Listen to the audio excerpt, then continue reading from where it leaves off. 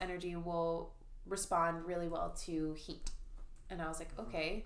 And at the time that all this was kind of going on, my friend Danny, and I say friend, he was really an acquaintance. I didn't know him that well, but he invited me to this retreat down in Mexico. And I was like trying to decide whether or not I'd go. And I was like, I don't really know anybody that's going. It feels really like uncomfortable. Like, why would I go? And I remember calling him up when I was done talking with the psychic, and I was like, hey, did you mention there's going to be like a temazcal at the retreat in Mexico? And he was like, yeah, there is. And I was like, take my money, I'll be there. What is that? A temazcal. What is that? So a temazcal, have you ever heard of sweat lodge? Yeah. Yes. So it's like a sweat lodge, very similar to a sweat lodge. Yeah. And so it's a sweat ceremony where you go through the 4 different gates, and it's like oftentimes way more uncomfortable than a sauna or things like that. And it's you're just praying and chanting like the entire time. It's really a prayer ceremony. How long? I've done a few now, and they've all been a little bit different, honestly. But I'd say you're probably in there total for almost an hour, sometimes more. Would you need heat? Yeah. Well, the funny thing is I said yes to the retreat, to going with all these people I didn't know because of this temazcal, because of this negative energy, because of this neroli oil I put on my body at somebody's birthday party. Just how you got there. It's just exactly. So then I drive down to Mexico, because it was in North Mexico in Monterrey. Drive down to Mexico, get there. I'm so uncomfortable because I just like don't know the people really well. It's like out of my element, at this point in my life. And I was like, what am I doing here?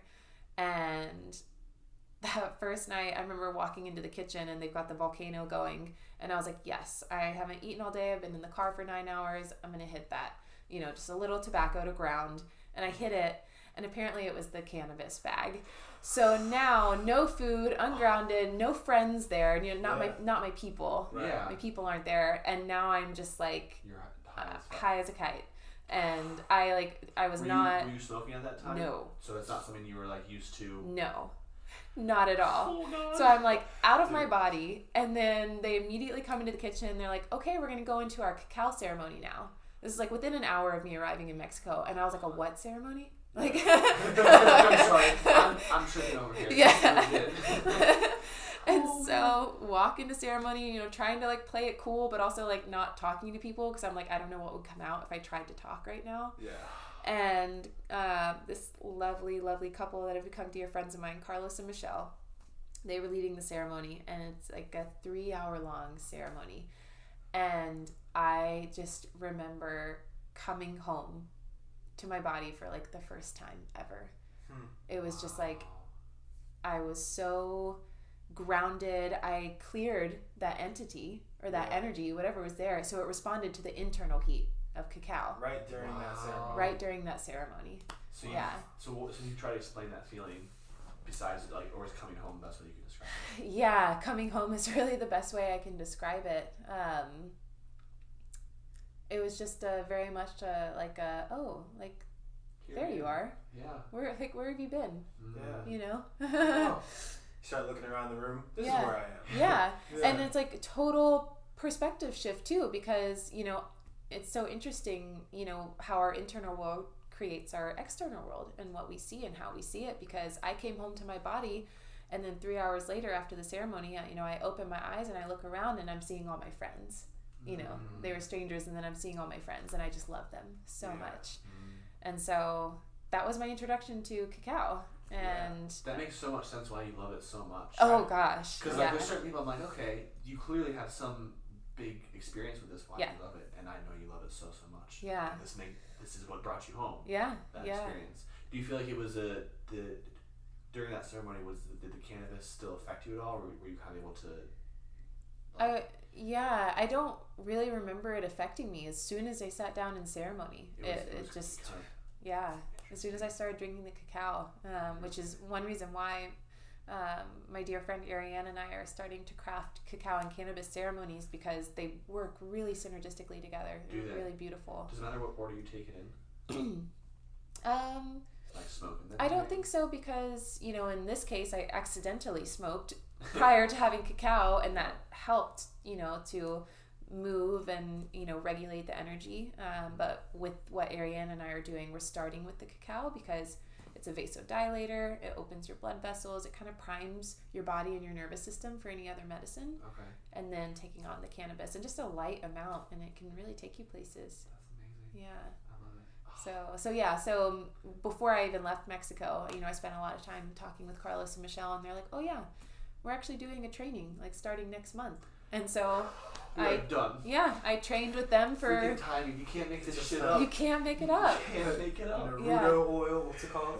Neroli. Neroli oil. Yeah. Like, that's those kind of things. That's why Yeah. I love doing this, because you like get to like see it actually timeline wise, and like actually how you got to where you are. Yeah, and that very much feels like divine. Yeah. You know, It was. intervention, timing. Yeah. All of it. All of it. Yeah. And you didn't really plan any of that. No, none of it. Like you googled your burns because Yeah. it was hurting, and then the person's like, oh this, and you met that person, like Yeah. it's- Yeah. So that was your introduction to like plant medicine. Well, That I'd was been all right. microdosing at that point. Oh, okay. So But- that was happening at the same time you were going through your divorce. This was after the divorce, but it was Gotcha. like all within. I mean, this is all in a short period of That's time. true. You know. Last 2.5 years. Yeah. This was. I don't know how long afterwards, but Okay. yeah, my introduction to plant medicine was with psilocybin. Okay. But this was the next. The next one. Mm-hmm. I kind of view all three of those as plants, or sorry, medicine. Yeah. So then you come back and you're like, I gotta quit. Like guys. That would be the really courageous thing to do. But no, I came back and it's like, maybe I do both. You know, maybe I stay in this safe place for a little while and try to do this on the side. And Yeah, I was gonna ask about that, because going from a 10-year nursing career that to like serving cacao, Yeah. a big shift in all aspects, like time wise, money wise, Yeah. security wise, whatever that means. Big Like, shift. I had to rewrite a lot of narratives I had around money. can Money imagine. stories, and then money stories are so connected to sex, and so connected to family and how we were brought up, and all of those stories are really weaved together, woven together. Came back from that and stayed in the nursing for a little while, that particular job doing the nurse navigation, and as I continued to run ceremony and just continued to grow in these ways, it just became more and more apparent. I kind of was holding on to this hope that like maybe I can be that little flickering light and I'm going to change the system from within, and the system's just too broken. It's too big. It's too big and it's too broken. But I do believe that people, especially as a collective, can start something bigger outside of the system and change it that way. Yeah. And so I was like, okay, that's what I'll do. Because like it's so broken where like the foundation has to be ripped to pieces. So it's like you might as well just build something new. Yeah. Than trying to like renovate. There we go. Yeah. Yeah. Like, Well, that's like perfect timing though, because that's where we are with almost everything. Yeah. It's like you think of something like, and this is different, right? But something like the financial system is so broken that we need a new financial system. Yeah, and then exactly. cryptocurrency pops up. well, in Exactly. 250 years, there's an empire that usually crashes. Like that's how long most empires last. Yeah. And we're at like 246 right now. Yeah. The U.S. It makes a lot of sense. Yeah. So Well, I like think in the next couple of years. Yeah, it makes a lot of sense. One part of the healthcare system, traditional healthcare system that's been broken for way too long is our how we treat mental illness. And so now we're seeing psychedelic assisted therapy come. And so that's kind of the first big wave of something new. Yeah. It's actually helping. Yeah, that's actually helping. We've heard of people here running like ketamine trials, MDMA obviously. Yeah. Goes with a lot, can do a lot. Yeah. Mushrooms can do a lot. A lot. Yeah. I remember the first time I took mushrooms and I was like, I feel like I saw things so clearly in a way that I'd never seen before. And I'm like, everyone, like you're not seeing it. Yeah. But you need to do that by choice. Like you can't just force someone to take it. Exactly. But it's like once you can't unsee it. Yeah. I want to walk around forcing people to take it. That's how I felt the first time I did like LSD. I wanted to walk around and like just like drip in people's cups, like just drip in their waters at restaurants and be like, take that and just trust. Take 2 of these. Call me in the morning.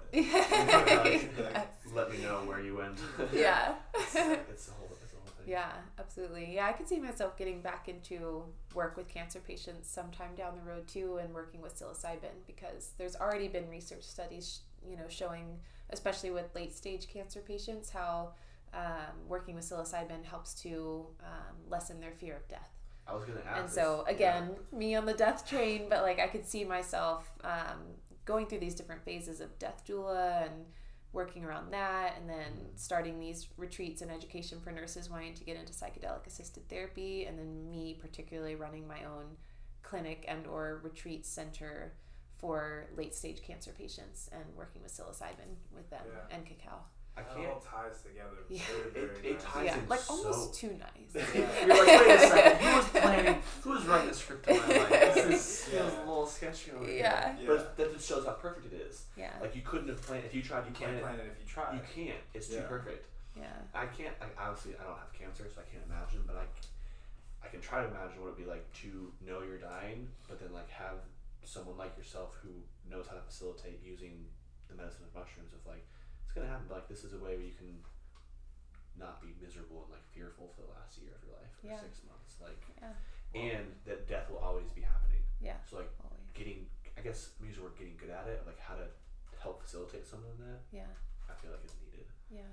Well, it's really interesting when you look at like mushrooms Yeah. and psilocybin in general. Have you seen Fantastic Fungi? Yes. Oh my God. Fantastic. Yeah. Okay, so Yeah. this is the first time where I really understood mushrooms as a gateway between life and death. Yep. So it makes a lot of sense that they would be used in ceremonies where people are going from life to death. Like Absolutely. actually dying. Yeah.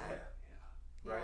Yeah. It makes a lot of sense. I actually think, and I say think because I'm trying to remember this story, but it was in Mayan mythology when they would do human sacrifice. And so they'd choose someone for human sacrifice, and for days on end, they would give that person cacao and psilocybin together for days on end in like ceremony, and then all culminating in their eventual death. Actual death. Physical death. Mm-hmm. Why would they? That's just how they did it. I mean, for all the reasons that we're talking about now, maybe. I guess I remember when we went camping that time and we both died for like 12 hours. Yeah. No, it's true. We both took like 5 grams of mushrooms and I was like pinned to the ground. It was the whole thing. It was amazing. And I remember the next morning of like I already don't fear death like at all. Yeah. And for a while I thought that was weird, but like even after that morning I was like, oh, I really don't care. Yeah. Like in a good way. I was like, I just died. Like Yeah. I legit just died. So anything else after this is extra. Yeah. So I can imagine as a cancer patient of like, okay, Yeah. I did it already. Yeah. Like there's nothing really to fear. Yeah, absolutely. And I think, I don't know, I think as humans, we don't necessarily get good at it.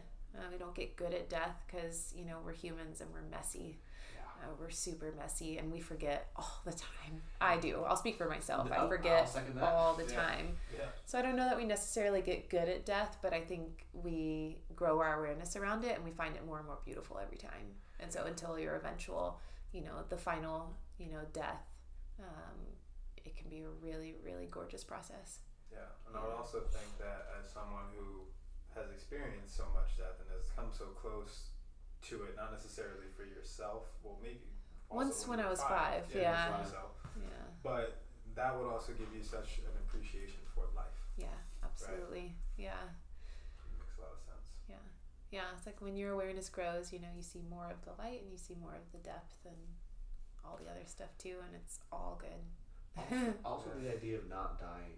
Like I remember hearing this question once of like, if you could live forever, would you? Yeah. I was just thinking that. And like, I don't think I would want to, because like, if you think about the things that are really beautiful, it's like what you've created, the friends you've made, the family you have one day. So it's like once they're all gone. Yeah. Like I'm my grandpa, he lives like 89, and he was like the last one of his siblings, the last one of his friends.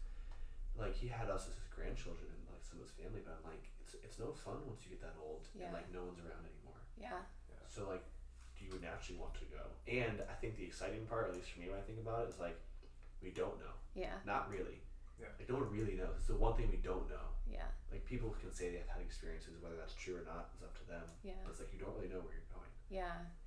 Yeah, it's like we don't know, but it's like, at least I, for myself, like I have no idea, but I have this idea that it's going to be better. Same. Like I have this notion. It's kind of like when you go through the little deaths right now, like in life, you come out of a really like big relationship and it feels heartbreaking, but there's also some part of you that knows whether it's back with that person eventually or someone new, like you just know.